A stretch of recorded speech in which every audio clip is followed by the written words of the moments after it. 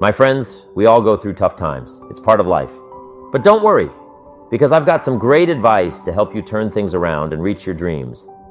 I've spent years learning and teaching success principles, and I've seen how these 5 strategies can really change lives. So, get ready to jot down some notes and push yourself to try new things. Remember, you've got the power to create the life you want, and these strategies will help you get there. Here are some challenges for you. Write them down. First, review your performance. Whether it's in communication, your activities as a CEO, or on the job, here's what my father said at a seminar, summed up in one sentence. I wish he could be here to share it, but since he's not, I'll honor him by sharing it. Always do more than you get paid for to invest in your future. Some unions might disagree, but that's my father's philosophy. Always exceed expectations to secure your future. My father had a unique perspective. He used to say, if it's raining, you can't fix the roof. If it isn't raining, it doesn't need fixing. He was a remarkable man. Reflect on your performance and interactions, especially with your children. Ask yourself, have I been too harsh, too stubborn? Should I be more compassionate? Prayer can sometimes help, asking for guidance in communication. Dear God, help me say the right thing, not to ruin it all by poor communication. Next on my list is to face your fears. I'm not aware of the challenges you might be facing, but it's important to confront them. Whether it's revising your beliefs or rectifying past mistakes, facing your fears is key to overcoming them. Don't ignore them. Confront them head on. So, let's identify what I'm afraid of and figure out how to address it. Here's the next one. Harness your willpower to change direction. You're not bound to continue what you've been doing for the past 6 years if it's not bringing you the results you desire. In a seminar I conducted for Jerry, my mentor, we reviewed the past 6 years to avoid repeating mistakes in the next 6. You see, if you're like a goose, you're compelled to repeat the same pattern. But if you're not, you have the freedom to choose a new path and start moving towards it. You might think, I've been doing this for the last 2 years. I'll probably have to do it for another 2. The answer is no, not at all. You can make gradual changes, or if you're willing, you can completely revolutionize your approach. Who says you can't completely transform everything in just a week and embark on a new journey that will undoubtedly lead you to a different place in 1 year, 3 years, or even 5 years from now? You have the power to initiate change. Use your willpower to kickstart the process, whether it's a small adjustment or a significant overhaul. Anyone can change. You don't have to repeat the same patterns as last year. Address the mistakes, invest in the upcoming year, and witness the positive difference it makes. Here's the next important point. If parents expect it from their kids, we must do it too. Admit your mistakes. Sometimes you need to confess them to others. I'm sorry. These are some of the best words in the English language.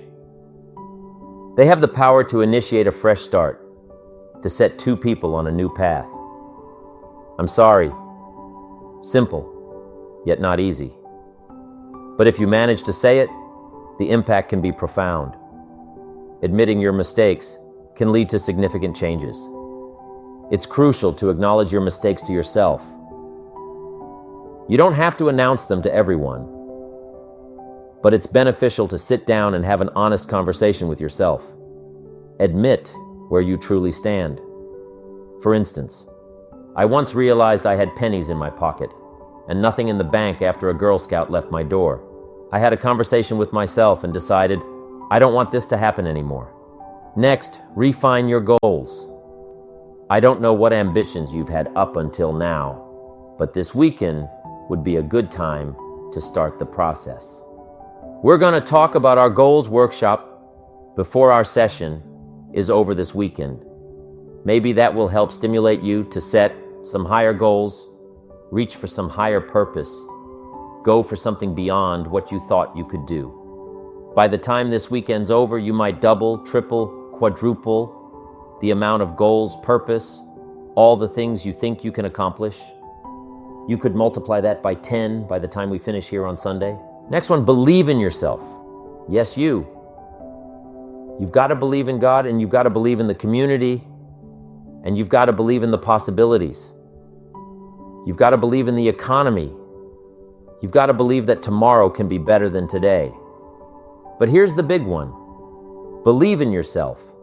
There isn't a skill you can't learn. There isn't a discipline you can't try. There isn't a class you couldn't take. There isn't a book you couldn't read. If it's written in some other language, just get it translated and read it. Another challenge worth pursuing is to ask for wisdom. This is communication from the highest source. Ask for wisdom. Ask for wisdom that provides solutions. Ask for the wisdom that instills faith to believe that things are possible. In the days of King Solomon, there was a difficult situation involving two mothers claiming the same baby. The question arose, whose baby is this? One mother asserted it was hers. The other disagreed. Solomon intervened, saying, "Bring me the baby." When the baby was brought before him, he declared, "I will cut this baby in half and give each mother a portion." As he raised his sword, one mother, in tears, pleaded, "No, don't harm the baby, give it to her," indicating the other woman. Solomon, recognizing the true mother, resolved the matter wisely. Seek wisdom to tackle the challenges of today and tomorrow, including those brought by your family. Instead of wishing for an easier path, aspire to become better equipped to face them. Here's the next one. Conserve your time. I need to learn to do this. How much time do I have left? It's not unlimited. How many of these weekends can I have? Not 1,000, just a few, maybe a handful. Sometimes we deceive ourselves. Earl Bailey says the average person thinks, I've got 20 more years. No, Earl says, you got 20 more times. If you go fishing once a year, you only have 20 more opportunities, not 20 years. That brings it down to reality. 20 times. How many more seminars like this? Not 1,000, just a few. Oh, just a few. So would I falter? Would I give less than my best when I only have a few more chances to give? The answer is no, of course not. If you have dignity and quality, you wouldn't allow that to happen. Next, invest your profits. We'll discuss this before the weekend ends, focusing on financial independence, and I'll offer some excellent advice. Here's a philosophy Mr. Joff shared with me, along with Mary Kay. He said, profits are better than wages. Wages make you a living, profits make you a fortune. Mary Kay and I embraced that. Could we start earning profits while we're earning a living? Yes, we could. I was excited. Here's another one. Protect your family. These are challenging times. Although, to be fair, times have always been challenging for 6,000 years. Troublesome times at school, too. I know a wonderful couple who had 2 sons in school. They went in different directions. One became a model citizen, and the other ended up in jail. Protect your family as best you can from hidden dangers and lurking evils. Next, live with intensity. You might as well turn it up. Why not? You're here, right now, after this weekend, so why not make the most of it? Inject more of yourself into every endeavor. Strive to be a little stronger, a little wiser with each passing day. Enhance your vitality and your contribution to the world around you. Give your all in everything you do and then push yourself to go even further. Demand more vitality, strength, vigor, heart, and soul from yourself. Embrace the intensity of life and watch as it propels you towards greatness. Next, find your place. This one now is so important. If you just work on a job, find the best place where you can serve well, and sure enough, they'll ask you to occupy a better place. And if you keep doing a job well, the guys say, well, if I had a better job, I'd really pour it on, but I got this lousy job, so I just goof off. See, that's the philosophy of disaster. So you've got a lousy job, do the very best you can. That's your best way out? Is not to do less than you could? but to do the best you can. With that philosophy, your life can take great leaps forward. Here's a Bible phrase that says, if you work on your gifts, they will make room for you. They'll make a place for you. Here's the next one. Demand integrity from yourself. You can't demand integrity from someone else. Integrity is like loyalty. You can't demand it of someone else. You can only demand it of yourself. Be the best example of loyalty and you'll get some loyal followers. Be the best example of integrity and you'll have people surround you that have integrity. Lead the way. Next, welcome the disciplines. I cannot stress enough how vital this advice is, as disciplines are the foundation of creating our reality. Just like how disciplines construct bridges and cities, they lay the groundwork for our success. A well-disciplined approach to our activities not only leads to abundance, but also fosters uniqueness and productivity. It's through discipline that we carve out our path and shape our destinies. So, let's welcome the disciplines into our lives and witness the transformative power they hold. Next, let's discuss the importance of fighting for what's right. It's a battle we're all engaged in. As the storyteller Tauri recounts, and there was a great war in heaven. Can you imagine? Way back then? Yes, it's true. 1/3 of the angels conspired against righteousness. I once asked Bill Bailey, how long do you reckon it took for 1/3 of these angels to conspire? Did they hold meetings? Bailey replied that the storyteller doesn't specify. I then pondered, are we supposed to use our imagination? I don't know, the narrative says. Eventually, the Great War ensued, and the 2/3 emerged victorious, while the 1/3 suffered defeat. One of the later scripture writers expressed, I fought a good fight. It's truly remarkable to be able to proclaim, I fought for my children. I fought for what's just. I fought for my well-being. I fought to safeguard my company, and I fought for a fulfilling career that would benefit my family. I fought a good fight. It's essential to resist encroachment.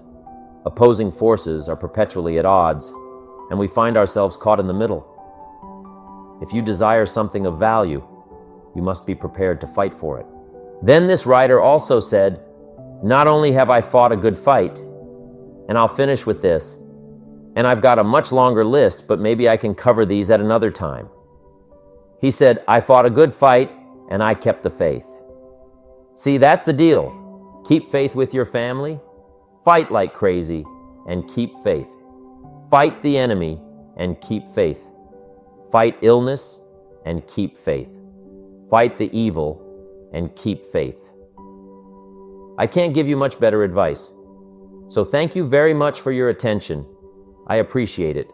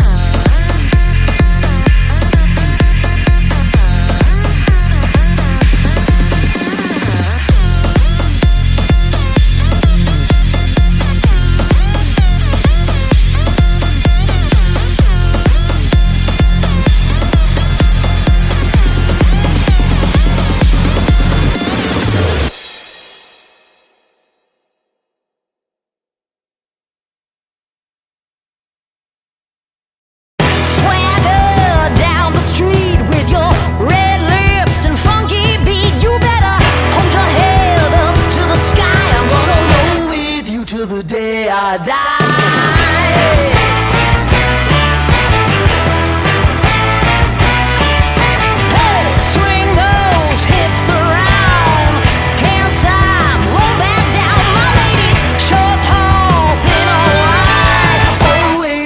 Ready to